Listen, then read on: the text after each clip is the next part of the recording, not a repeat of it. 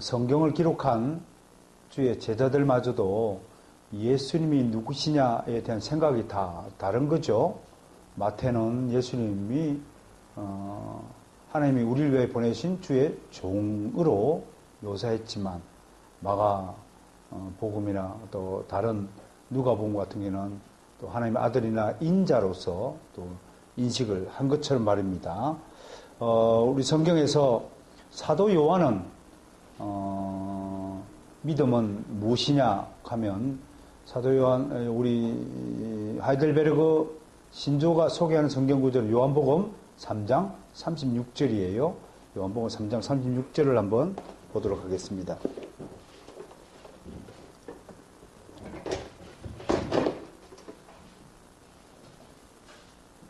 자, 찾으셨으면 한 목소리로 읽습니다. 시작. 아들을 믿는 자에게는 영생이 있고 아들에게 순종하지 아니하는 자는 영생을 보지 못하고 도리어 하나님의 진노가 그 위에 머물러 있느니라. 그러니까 사도 요한은 믿음은 영생을 주는 것이다. 한마디로 그렇게 생각을 했다고 할 것입니다. 그렇다면 우리 사도 바울은 믿음을 어떻게 규정을 했을까? 대표적인 여러 가지 표현이 있지만 꼭 기억해야 될 것이 우리가 이미 읽은 바가 있는 로마서 1장 17절 말씀이 되겠습니다. 로마서 1장 17절 말씀을 다시 한번 상기하면서 우리가 읽어보도록 하겠습니다. 시작. 복음에는 하나님의 의가 나타나서 믿음으로 믿음에 이르게 하나니 기록된 바 오직 의인은 믿음으로 말미암아 살리라 함과 같으니라. 그러니까 믿음으로 사는 것이다. 사는 것이다. 그러면서 또 다른 표현은 16절께 있죠. 뭐냐면 모든 믿는 자에게 뭘 주시는 뭐 능력이라고요? 구원을 주시는 하나님의 능력이다. 그러니까 사도 바울에게 있어서 믿음은 사는 것, 죽는 것이 아니라 사는 것인데 그 사는 것은 바로 믿음, 복음이 믿음 안에 담겨 있고 믿음이 가지고 있는 하나님의 구원의 능력이 있기 때문에 우리가 사는 것이다. 그렇게 믿음을 해석하고 있다고 보여집니다. 한편으로 또 우리 야고보 사도 같은 경우는 행함이 없는 믿음은 죽은 것이다. 그렇게 말하고 있어요. 그러니까 믿음과 행함을 동시에 양립적으로 보았던 것입니다. 한 몸으로 본 것입니다. 믿음이 있느냐? 그렇다면 네가 믿은 바대로 행치 않는다면 너에게는 믿음이 없는 것이다 라고 역설적으로 이렇게 보는 것입니다. 한 구절 읽어볼까요? 우리가 야고보서로 여행 가면 한 2장으로 가보겠습니다. 야고보서 2장 보면 20절 21절 볼까요? 2장 20절 시작. 허탄한 사람아 행함이 없는 믿음이 헛것인 줄 알고자 하느냐. 우리 조상 아브라함이 그 아들 이삭을 제단에 바칠 때 행함으로 의롭다 하심을 받은 것이 아니냐. 이 구절에 대해서 믿음으로 의롭다함을 청함을 받는다라는 구절과 아브라함이 행했기 때문에 의롭다함을 받은 구절을 다르게 생각하면 절대로 안 된다고 하는 것입니다. 항상 기독교의 계시신학, 이중계시를 생각하시고 하나님의 편에서의 해석과 우리 편에서의 책임적인 부분이 동시에 양립된다는 사실을 잊지 마시고 아브라함이 하나님의 약속을 믿음으로 의롭다함을 청함을 받은 것이나 그 약속을 믿은 믿음을 실제로 행했기 때문에 하나님께 의롭다함을 받은 것은 같은 뜻으로 우리가 여겨야 된다는 사실입니다. 이건 전혀 배치되는 구절이 아니라는 사실을 우리는 분명히 해야 할 것입니다. 그 외에 또 믿음에 대한 규정은 많겠지만 아직 우리가 작자 미상으로 알려진 히브리서의 주인공, 여러분 그 유명한 히브리서 11장 1절로 가서 다시 한번 우리가 살펴봐야 됩니다. 히브리서는 어디에 있죠? 야고보서 앞에 있습니다. 뒤인가 앞에 있습니다. 히브리서 11장 1절과 6절을 한 절 한 절씩 큰 소리로 읽어봅니다. 시작. 믿음은 바라는 것들의 실상이요 보이지 않는 것들의 증거니. 6절. 믿음이 없이는 하나님을 기쁘시게 하지 못하나니 하나님께 나아가는 자는 반드시 그가 계신 것과 또한 그가 자기를 찾는 자들에게 상 주시는 이심을 믿어야 할지니라. 믿음은 바라는 것들의 실상이요 보지 못하는 것들의 증거다. 실상이라는 것은 휘포스타시스라고 하는 것입니다. 이건 가시적인 어떤 실체를 나타내는 겁니다. 그 히브리스 기자는 믿음을 우리 손에 쥐어질 수 있고 눈으로 확인할 수 있는 실체적인 것으로 우리에게 지금 묘사하고 있다고 하는 것입니다. 증거도 마찬가지입니다. 엘레크로스라는 단어를 썼는데 이것은 확인할 수 있는 증거입니다. 확인할 수 있는 증거. 그러니까 우리가 마음의 증거도 내가 그 증거를 내 스스로 성령의 체험을 확인할 수 있는 것이 믿음의 증거라고 말하고 있는 것입니다. 이 믿음이야말로 하나님을 기쁘시게 하는 믿음이라고 말할 수 있는 것입니다. 이 믿음을 가지고 하나님께 나아가야만 하나님과의 문제가 해결이 되는 것이죠. 하나님이 연락을 해 주시는 것이죠. 하나님이 만나 주시는 것이죠. 이 믿음 없이는 하나님과의 만남도 관계도 교제도 불가능하다는 사실을 우리는 분명히 해야 할 것입니다.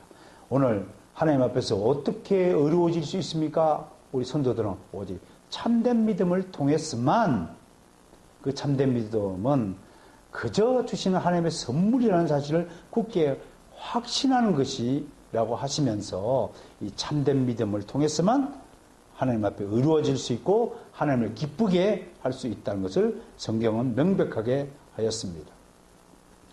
성경에 있는 우리 위대한 성경 기자들에 대해서 믿음을 알아보았다면 우리의 믿음의 선조들 대표적으로 우리가 두 분만 들면 어거스틴은 어떻게 믿음을 정의했냐면 하나님의 약속을 신뢰하는 것이 곧 믿음이다. 그렇게 말했고요. 우리 칼빈 선생님은 성령 안에서 성령으로 난 것만이 믿음이다 라고 이야기한 바가 있습니다. 특별히 어거스틴은 암브로시스에게 세례를 받는 순간에 이렇게 고백했어요. 나의 지난 모든 과거가 한순간에 사라지고 말았다. 그렇게 고백을 합니다. 여러분, 그러니까 믿음 안에 있다라는 것은 한마디로 내가 새로워졌다, new being, 새로워졌다라는 것이며, 새로워졌다라는 것은 새로운 용서의 능력을 가지게 되었다라고 해석을 할 수 있는 것인데 왜 그런 해석이 가능하냐면 어거스틴의 고백처럼요, 믿음을 받으면 새로워진 것이고 새로워진 것은 과거에 대한 나쁜 기억들이 싹 사라지는 것이란 말이에요. 내가 의지적으로 잊어버리려고 해도 잊어지지 않는 것들이 자연적으로 잊어지니까 용서가 되는 거예요. 이해가 되십니까? 우리가 우리 힘으로 용서하고자 하는 사람만큼 어리석은 사람이 없어요. 어떻게 나를 미워하는 사람을 용서할 수 있습니까? 나를 해하고자 하는 사람을 어떻게 용서가 됩니까? 나는 지금도 나를 해하고자 하는 사람 생각하면 자다가도 벌떡벌떡 일어나는데 그건 용서가 되었다 안 됐다? 안 됐다. 지금은 아닙니다. 옛날만 해도. 지금은 진짜 기억도 없네요. 그분 이름도 기억이 안 나네요. 용서는 기억이 사라진 것을 용서의 상태라고 하는 것입니다. 기억나지 않으면 용서가 된 거예요. 억지로 용서한다는 것은 순 거짓말입니다. 그 위선입니다. 있을 수 없습니다. 정말 우리가 어떤 경지에까지 올라야 되냐면 그 사람이 나한테 행했던 나쁜 말이나 행동 모든 것이 잊어버리는 거예요. 그것이 참된 믿음의 결과라고 하는 것입니다. 그것을 어거스틴은요, 객관적 믿음과 주관적 믿음으로 나눴는데 주관적으로 바로 용서가 내 안에서 이루어져야 되고 객관적으로는 그 사람에 대해서 어떤 언급도 하지 않는 것으로 나타나야 그분이 진정한 믿음을 가진 분이다. 그렇게 말할 수 있을 것입니다. 전에 제가 설교를 통해서 저는 믿음을 두 가지로 이렇게 분류합니다 라고 했죠. 하나는 땅에서 난 믿음, 하나 하늘에서 난 믿음. 또 하나는 스스로 만든 믿음과 하나는 하늘에서 내려온 믿음, 하나님 주신 믿음이다. 그래서 자생 믿음과 전생 믿음이다. 그렇게 분류한 바가 있습니다. 여러분, 오늘 우리가 논의해야 될 것은 정말 여러분들이 가지고 있는 그 믿음이 하나님이 주신 정말 값없이 은혜로 주신 선물 그 믿음이냐 이겁니다. 정말 그 믿음이라면 용서라는 단어와 절대로 무관해서는 안 됩니다. 우리가 참된 믿음을 받았다고 누구든지 이단에 속한 사람들도 나도 예수 그리스도를 믿습니다. 옆에 성당에 다니는 사람들도 나도 예수 그리스도를 믿습니다. 수없이 많은 사람들이 예수 그리스도를 믿는다고 하면서도 그 믿음의 실체에 대해서 정확하게 우리가 따져보아야 하는 것입니다.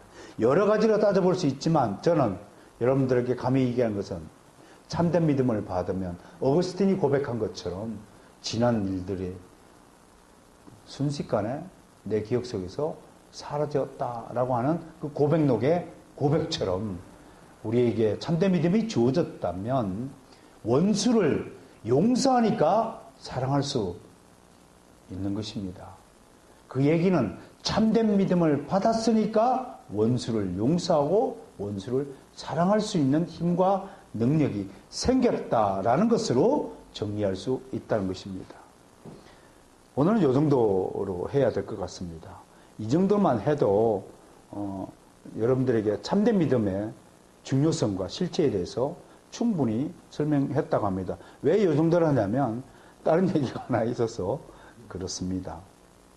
저는 제 자신에 대한 믿음을 두고도 이렇게 생각을 해봅니다. 하나님, 제가 정말 하나님으로부터 갚는 은혜의 선물을 받은 자가 맞습니까? 라고 확인합니다. 그럴 때마다 하나님께 묻고 해서 위안을 얻고, 그럼에도 제 스스로 여러분들의 어때요? 저는 제 믿음이 하나님께 받은 믿음인가 아닌가를 신학적으로 이제는 검증하고 따져볼 수 있는 내 나름대로의 기준과 검증 능력이 좀 생기지 않았나 이렇게 고백을 해봅니다. 과연 여러분들이 가지고 있는 그 믿음이 정말로 하나님이 주신 믿음인가에 대해서 진지하게 고민을 해 보셔도 될 것 같습니다. 그렇다고 해서 믿음이 없어서 고민하는 것이 아니라 우리 도르토 신조를 통해서 우리 프랑크 목사님이 우리에게 가르친 교훈이 뭡니까? 진짜 믿음을 받은 사람만이 내가 믿음을 받은지 안 받은지에 근심을 염려를 하는 거지 믿음이 없는 사람은 아예 그 생각을 하지도 않는다고 하였습니다. 진짜 공부 잘하는 사람이 문제 한두 개 틀렸다고 시금을 전폐하지 공부 안 하는 놈들은 10문제 틀려도 태연하게 밥 먹듯이 말입니다. 같은 이치입니다.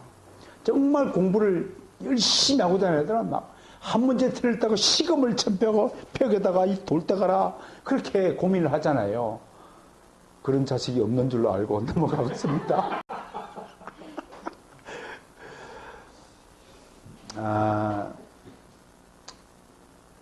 믿음과 제가 지금 얘기하고 싶은 것이 좀 안타까운 마음에 한국교회를 바라보면서 요즘에 가난한 성도들을 바라보면서 저들이 정말 믿음이 있는 사람들인가 라는 생각에서 한 말씀 드리고자 합니다. 많은 젊은 청년들이 많은 신자들이 좋은 설교자를 찾아서 교회를 떠돌아 다닙니다. 여러분 그것이 뭐 좋은 설교 듣고 싶은 것이 인지상정이고 본능적인 욕구에 속한다 할지라도 과연 그 욕구가 믿음에 의해서 발로된 욕구인지는 따져봐야 할 것입니다. 혹여 사람을 숭배하는 전통이나 습성에서 나온 것은 아닐까. 혹시나 자기 유익을 추구하고 자기 욕구를 만족시키기 위한 행동은 아닐까라고 생각을 해봐야 됩니다. 제가 지금 가지고 나온 책 중에 제목이 불량한 성인들이라는 책이 있어서 잠깐 내용을 제가 소개합니다. 이게 사람 숭배가 곧 가톨릭에 사는 성인 숭배주의를 말하는 것입니다.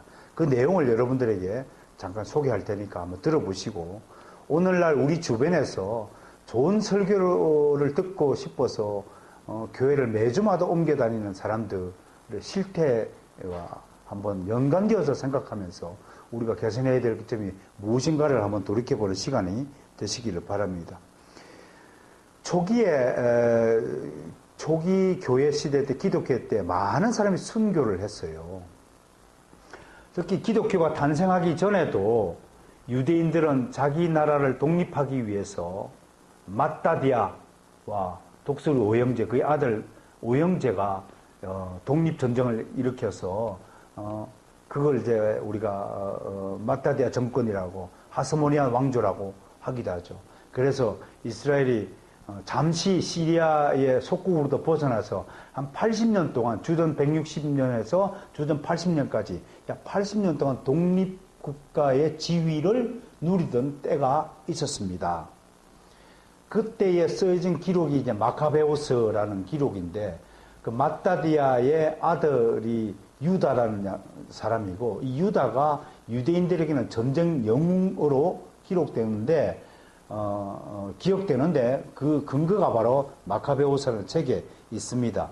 그 책의 내용을 보면 전쟁 영웅 유다가 환상 중에 이미 세상을 떠난 대제사장이 하늘나라에서 두 손을 든 채 이스라엘 위해서 기도하는 것을 목격했다라는 내용이 기록이 되어 있습니다. 이런 기록들에 의해서 유대인들 사이에서는 이스라엘 국가를 위해서 순교한 사람들을 영웅시하는, 숭배하는 문화가 잠겨 있었어요. 그래서 이 사람들은 이스라엘 독립이나 이스라엘 위해서 죽은 사람들의 기일에 무덤을 찾아가지고 어떤 식을 올리는 것이 하나의 전통이 되었어요. 이 전통이 초기 기독교인들에게 그대로 전수가 되었다, 이렇게 보여지는 거예요. 영향을 받은 거겠죠. 왜? 초기 기독교인들이 대부분이 유대인이잖아요. 우리가 대한민국에 태어나서 그리스도인이 되었지만 항상 경계해야 되죠. 우리 속에는 여전히 유불선주의가 잠겨 있듯이 초기 기독교인들이 예수를 믿고 기독교인이 되었지만 유대인으로서의 풍속과 관습에서 완전히 벗어나지 못했다는 것은 사실이죠. 그래서 초기 기독교 때, 초기 300년 동안에 얼마나 많은 순교자가 나타났습니까? 로마 제국에 의해서 엄청난 숫자의 그리스도인이 순교를 당했습니다. 그러니까 순교자 기일에 무덤을 방문하는 풍습이 이때 생겨난 겁니다. 그리고 순교자들의 유골이나 유품을 따라 모아둬가지고 우리 무덤 만들어가지고 이렇게 무덤 기일날 무덤에 찾아가가지고 이게 뭐 행사를 하고 기도를 하고 하는 정당에 묵주기도도 하는데요. 이런 풍속들이 이제 이런 문화 때문에 나타난 것입니다. 특히 이제 가장 하이라이트는 예수 그리스도의 수의를 찾느라고 이제 난리법석을 했고, 예수 그리스도를 못 박은 못, 십자가 나무 쪼가리, 예수 그리스도 입었던 옷, 이런 것들이 막 토리노 성당, 이탈리아 토리노 성당이라든지 또 십자가 명패, 유대인의 왕, 나사렛의 왕, 예수, 그 명패를 보관하고 있다는 교회 사람도 나타나고 초기했던 이런 것들이 어울려져서 이런 것들을 이제 예루살렘의 산타크로체 교회가 있어요. 성당이죠. 그 교회에서 이제 예수님의 피 묻은 십자가를 보관하고 있다. 그러니까요, 순식간에 사람들이 막 몰려든 거예요. 그럼 뭐가 생겨요? 짭짤한 수입이. 아니, 가만히 가톨릭 교회에서 교황이 보니까 이게 돈이 되는 것 같아. 돈이 되는 것 같아. 그러니까 아이디를 냈어. 그게 이제 993년이에요.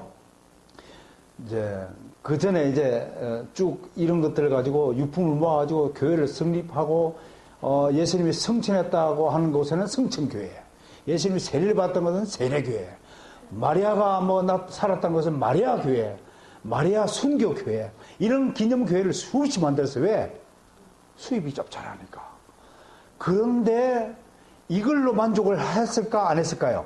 못했어요. 그러니까 예수 기념문 만들지 말고 훌륭한 순교자들을 기념하자.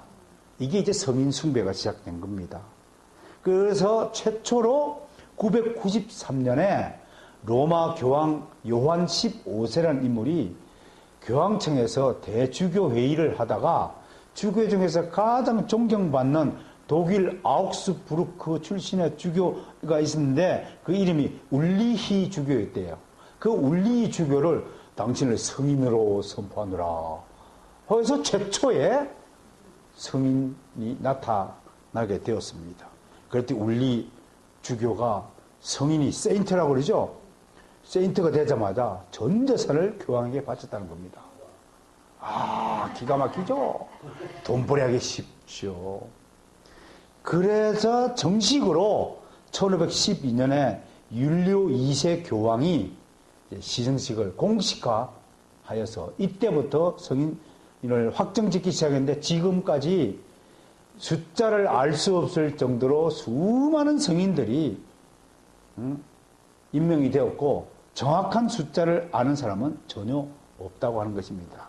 그런데 문제는 이 교황청에서 임명된 성인이라고 하는 사람들 중에서도 아주 발칙하고 아주 악랄한 사람들까지도 포함이 되어 있는 것이 문제라고 하는 것은 왜? 다 돈 때문에. 자, 지금부터 몇 명의 인물을 도저히 성인이라고 할 수 없는 사람이 성인으로 이름을 바꾸어서 추대받고 있고 10월 31일 날이 로마 가톨릭 교회의 만성절이죠. 만성절 날 되면 이 모든 성인들에게 제사를 미사를 드리고 있는 것이 오늘 형편입니다. 자, 한 사람을 소개합니다. 러시아인 최초로 성인 칭호를 받은 사람은 남자가 아니라 여자입니다. 이 여자 이름이 올가입니다. 그런데 그 남편이 엄청난 대부호였어요. 남편을 엄청 사랑했어요. 근데 남편이 원수에게 살해를 당해요. 그러자 이 여자는 암살단을 교황청에다가 암살단을 은밀히 모집해갖고 남편을 죽인 원수들을 싸그리 주살하고 그 시체를 전부 물에 다 수장시켜 버려요. 이 사실이 비밀에 있었으면 얼마나 좋았을까요? 근데 조금씩 알려지고 가톨릭 신자이니까 교황청에서 문제를 삼기 시작하자 이 올가는 교황청에다가 재산을 다 바치고 오히려 거꾸로 성인으로 추대를 받았다고 합니다. 또 하나의 인물이에요. 이집트의 여자 이야기라서 죄송합니다. 이따가 남자 얘기도 나와요. 이집트에 마리아라는 여자가 있어요. 이 사람도 이집트의 성인으로 추대를 받았습니다. 근데 사실은 이 사람은 이 여자는 밤만 되면 성욕을 채우기 위해서 거리를 떠들었다고 합니다. 그런 여자가 이집트의 진짜 성인으로 추대받았다고 하는 것입니다. 또 하나는 그 이탈리아의 토마스 베케치라는 인물인데 이 사람도 성인으로 추대받았는데 이 사람들은 거지들의 원수라고 알려진 인물입니다. 이 사람은 거지들을 하나님의 저주받은 인물이라 해서 거지가 자기한테 동냥을 할 때마다 손을 잘라버렸다고 합니다. 이런 인물이 성인으로 추대받았다고 합니다. 그 다음에 이제 마지막으로 소개할 사람은 흑인입니다. 이름하여 흑인 모세입니다. 이분은 이제 아주 초반기에 330년 태어나서 405년에 죽었다고 하는 사람인데요. 원래는 이집트 관리의 집에서 일하는 노예였다고 합니다. 그런데 굉장히 덩치가 크고 무척 험상궂은 그런 사내였는데 어느 물건을 훔치다가 들키는 바람에 주인에게 쫓겨났대요. 그 주인한테 쫓겨난 노예는 다시 잡히면 그냥 죽임을 당하는 거니까 당시에는 어디로 도망가는 것이 가장 안전하냐면 사막질. 그 당시 사막에는 두 종류의 인간이 있어요. 하나는 수도사, 하나는 쫓겨나온 노예나 강도들, 도적들, 이 두 그룹의 인물들이 사막에 살고 있었다고 합니다. 근데 힘이 세고 원래 험악하니까 사막에 있는 불량배들을 싹 모아가지고 지가 두목이 된 거예요. 근데 이 두목이 되니까 산적들이 생겨나니까 이게 가만히 있어요? 가끔씩 시내로 내려와서 물건을 훔치고 성당을 급탈하고 유부녀를 막 급탈하고 이러니까 나라에서 문제가 됐어요. 그래서 이제 토벌대를 통해가지고 이 사람들을 다 토벌을 했는데 이 흑인 모세가 뭐냐면 왜 이름이 붙여졌냐면 이때부터 되는 거예요. 이 사람은 부하들을 버리고 부하들은 다 이제 잡혀서 감옥에 가거나 사형을 당하는데 이 사람은 어디로 톡했냐면은 사막에 있는 수도원으로 도피를 했어요. 근데 알다시피 수도원이 뭐 고발하는 것도 아니고 어떻게 보기는 엄상부져 보였지만 그래도 하나님 은혜로 잘 대해줬대요. 그래서 이름을 사막에서 살인을 하고 도망을 쳤다 그래서 이름을 모세라고 이름을 붙였어요. 그런데 이 사람이 덩치가 크니까 이 수도원의 모든 굳은 일, 화장실 청소부터 다 했어요. 그러니까 이 수도사들한테 인기가 짱이었다고 하는 겁니다. 대신에 막 일도 잘하고 그리고 뭘 문제를 부탁을 하면은 탁탁 들어주고 이러고 뭐 수도원에 돈이 좀 필요하면 어디서 구하는지 돈을 구해다 주니까 인기가 짱이라고 하는 겁니다. 그러면서도 한편으로는 이제 다시는 내가 이렇게 살인을 하거나 하지 말아야 되겠다. 이제 회심하는 기적도 영역 있었지만 유일하게 두 가지를 못 버렸답니다. 하나는 술 먹는 거고 하나는 성욕을 주체하지 못해서 가끔씩 시내로 내려가고 여자를 겁탈하는 일을 계속했다고 합니다. 그래서 이런 사람들이 나중에 수도사들에게 평판이 좋다는 이유로 이분이 75세 때 그 행위가 발각돼갖고 사형을 당합니다. 이렇게 사형당한 인물이 수도원사들에게 아주 수도사들을 평생 동안 잘 섬긴 인물이라고 해서 성인으로 추대받았다고 하는 것입니다. 여러분, 사람을 숭배하는 일이요. 어떨 땐 사람이 사람을 좋아하는 것은 어쩌면 참 좋은 일일 수도 있을 것입니다. 그러나 우리가 누구를 좋아하다 보면 결국 그 사람에게 집착하게 되어 있는 것이 타락한 인간의 본성입니다. 정말 진짜 사랑이 무엇일까요? 그것은요, 집착하거나 소유하는 것이 아니라 그 본질을 사랑하는 것이 진짜 사랑이라고 저는 생각을 합니다. 우리가 예수님을 사랑하는 것은요, 예수님께 집착하는 것이 아닙니다. 예수님의 본질, 그분이 우리의 구세주라는 것, 그분이 우리를, 죄를 대속하셨고, 우리를 구원하기 위하여 십자가에 스스로 못 박히신 그 사실 자체가 우리 예수 그리스도의 본질이라고 하는 것입니다. 여러분들이 정말로 참된 믿음을 가졌다면 믿음의 본질에 충실해야 할 것입니다. 그 믿음의 본질에 충실한다는 것은 하나님의 말씀을, 성경을 사랑해야 한다고 하는 것입니다. 그것이 기독교인의 첫 번째 본질이라고는 생각을 합니다. 저는 여러분들에게 하나님을 대신해서 오직 말씀과 더욱 사랑이라는 우리 아리엘 개혁교회의 본질을 이미 선포하고 여러분들을 이 두 가지 본질 위에서 제 목회를 시행하고 있습니다. 이 두 가지 본질이 거부당했을 때는 저는 맹백코 목숨을 걸고 저항할 것입니다. 어떤 것도 양보할 수 없는 것이 본질에 관한 문제라고 하는 것을 명심해야 됩니다. 여러분들이 정말 참된 믿음을 가졌냐면 사람을 숭배하고 좋은 설거자를 쫓아서 교회를 옮겨 다니고 떠돌아다니고 이것 다녔다가 저것 다녔다가 하는 그런 어리석은 행위를 당장 멈춰야 할 것입니다. 교회는 설교 들으러 오는 것이 아니라 예배하러 오는 곳입니다. 여기 오늘 여러분들이 예배자의 모습을 갖출 때 하나님은 좋은 설교를 여러분에게 들려주실 것입니다.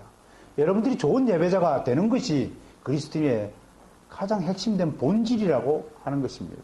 본질을 잃어버리면 모든 것을 다 잃어버리는 것입니다.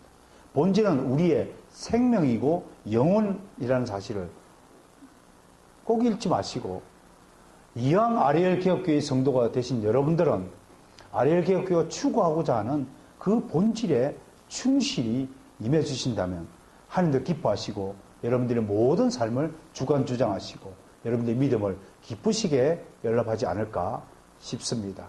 우리 사람 숭배 사상이 어떻게 발전했고 어떻게 타락했는가를 한 가지 예를 들어서 여러분에게 설명할 수밖에 없는 것은 한국 교회에 떠돌아다니는 방랑객들이 너무 많이 있다고 하는 점 때문에 이 이야기를 끄집어내었습니다. 이제 하나님이 떠나라면 또 장막을 옮겨야 되겠지만 하나님이 정착하여서 그곳에서 하나님 나라를 이루라고 하신다면 그곳에서 열심히 땅을 파고 우물을 파고 또 살아가야 될 준비를 해야 할 것입니다. 이삭이 옮겨 다니면서 우물을 팠지만 그가 우물을 팠을 동안에는 그곳에 정착하여서 열심히 자기 인생을 다 살았다는 중요한 경험적 교훈을 우리 잊지 말아야 할 것입니다. 하이델베르그 제60문 참된 믿음에 대해서 논하면서 이 얘기를 들려주면서 오늘 이야기를 가름하고자 합니다. 기도하겠습니다.